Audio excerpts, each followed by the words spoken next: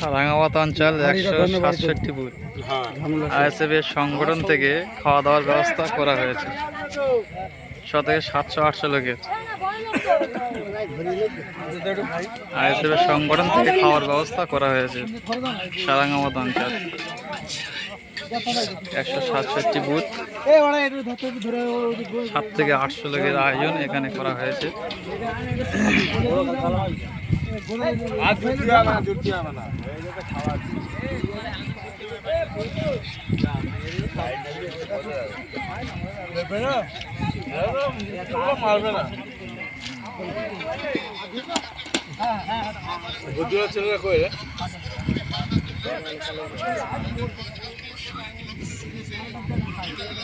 এরপর আনতে এবার কজন বসে